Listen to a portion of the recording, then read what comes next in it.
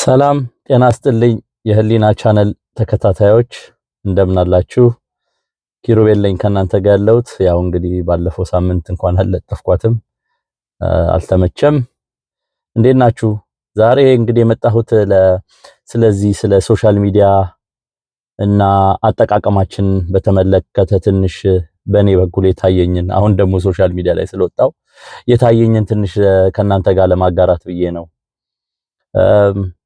ሶሻል ሚዲያ በጣም በዚህ ዘመን ሰው እንዲህ በተራራቀበት ጊዜ አቀራርቦ ጓደኛን፣ ዘመድን፣ ቤተዘመድን በማገናኘት ይሄው የተለያዩ እነ ቫይበር እና ዋትስአፕ ብዙ ነገሮችን ጠቀሜታ በመስጠት ላይ ይገኛል። ሌላም ቢዝነስም ዕውቀትም ኢንፎርሜሽኖችን ዓለምን እንደው እንዲሁ አቀራርቧት በጣም ወደ ትንሽ ጎጆ ቀይሯታል። በጣም ብዙ ጥቅም ያለው ነገር ነው። ቢሆንም ብዙ ደግሞ ያልተፈለጉ ወይ ያልታሰበባቸው ችግሮች ደግሞ ፊታችን ላይ ሄው ደቅኖብናል። አንዱ ያው ሱሰኝነቱ ነው። ብዙ ሰው በዚህ ጊዜ አቨሬጅ ወይ በአማካኝ 4 እስከ 5 ሰዓት ሶሻል ሚዲያ ላይ ያጠፋል ይላል። ይሄ በእድሜ ሲታይ የሆነ አንድ ስድስተኛም በለው 24 ሰዓቱን ከወሰድን 4 ሰዓት እንኳን ቢያጠፋ ብዙ ነው። 60 ዓመት የምንኖር ከሆነ 10 ዓመት ሴልፎን ላይ ልጠፋ ነው ማለት ነው።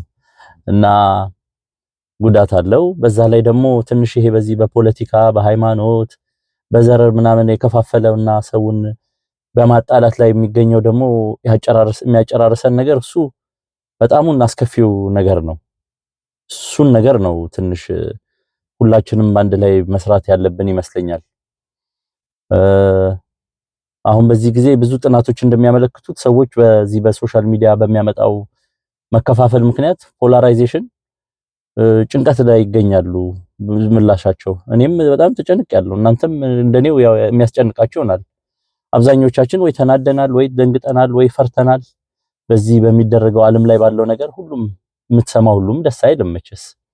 እኔም የምሰማው ደስ አላለኝም እና ከዚህ ከመለያየቱ ውጪ እንደው ለየት ያለ ነገር ልክ እንደዚህ ሁላችንም የሚያስማማ እንደ ኳስ ጨዋታውም ይሁን እንደምናምን እንደው ኮመን የሆነውን ነገር ወይ በአንድ ላይ የምንጠቀምበትን ነገር ወይ የምንስማማበት ነገር ላይ ትንሽ ብናተኩር ብዬ እንደው እንጂ ኢሞሽናል ኢንተለጀንስ ወይ የስሜት ልህቀት የምትባለዋን አርዕስት ትንሽ በሄድባት ደስ ይለኛል። ለዛም ነው አስፈላጊ ሆና የምትሰማኝ። እንደው ችግሮቻችንን በዛ መልኩ እንደው እርስ በራሳችን በመወያየት እንትን ብንፈታው ደስ ይለኛል። አንድ ነገር ብዙ ጊዜ እዚህ ሶሻል ሚዲያ ላይ እንደው በስተት ራሱ ከተናገርኳት እንድታረሙኝ የምፈልገው ማንም ሰው ሲላትም ደስ የማትለኝ ነገር ቢሆን እኛ አበሾች እኮ ምናምን አበሻ እንደዚህ አበሻ ሲል ሰው ደስ አይለኝም። ይሄ ኔጋቲቭ ሰልፍ ቶክ አሉታዊ የራስ ንግግር ራስን ታስንቅና ራስን ንቀህ ከዛ በኋላ ሳታስበው የሆነ ራሳችንን የምንቅበት ነገር እየፈጠረን እንዳይሆንና እንቺ አበሻ ምናምን የምትባለዋን ነገር ከበስተት ራሱ ካልኳት እባካችሁ እንድታርሙኝ ነው ጥያቄን የማቀርበው። እና እንዴት ለምንድን ነው ግን ይሄን ያህል እንዲሰው ተራርቆ በቃ ቁጭ ብሎ ራሱ እንደ ድሮ እንደ ጨዋ ቁጭ ብሎ መነጋገር ራሱ ያቃተን? የአስተሳሰብ ልዩነት፣ የሃይማኖት፣ የፖለቲካ ልዩነት ለምንድን ነው ይሄን ያህል የሚያገዳድል የሆነው? ለምንድን ነው እንደ ቁጭ ብለን እንደ ጨዋ ለምንድን ነው ማውራት ያልቻልነው? እኔ ይገርመኛል። ለምንድን ነው አንዳንድ ሰው ይመስለኛል የሌላውን ሰው በሌላው ሰው ቦታ ራሳችንን አስቀምጠን ነገሮችን ለማየት ያለን ጊዜም ወይ ጉልበታችንም ለማጥፋት ምንም ፍላጎት የለንም ይመስለኛል። ኤምፓቲ የሚባለው ማለት ነው ሶሻል ማነው ኢሞሽናል ኢንተለጀንስ ላይ ኤምፓቲ የሚባለው ነገር ሌላን ሰው ቦታ ላይ ራስን አድርገህ ማሰብ። ሰውም የራሱ አስተሳሰብ አለው፣ የራሱ አስተያየት አለው ብሎ አለማሰብን እሱ ነው ይመስለኛልና ሁሉም እንደኔ ያስብ እንደኔ ትንሽ የተለየ ሐሳብ ካለው ለምን ያናገረኛል ብሎ መዝጋት። ሳትስማማኮ እንዳልተስማማኮ መስማማት ይቻላል አይደለም እንዴ? እና ለምንድን ነው አለመስማማት ይሄን ያህል ጥላቻና መገዳደል የሚሆነው? ይመስለኛል ወደ ድሮ መመለስ አለብን። ቁጭ ብለን እንደ ጨዋ ማውራት መነጋገሩ ሰላማዊ ሆነ እንትን መዝሙር መዘመሩ ጥሩ ነው። እንዲህ ስብስቦቻችን ራሱ ስለ ሰላም፣ ስለ እሴት፣ ስለ መከባበር ቢያወሩ ጥሩ ነው ይመስለኛል በእኔ በኩል።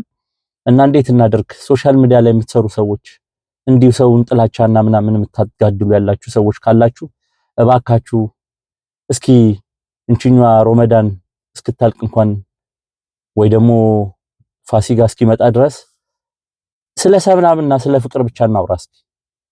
እነዛ ጥቅም የሚያገኙት ከጦርነት ከምናምን እነሱ ይጋለጡ፣ ተመልሰው ማውራታቸው አይቀርም።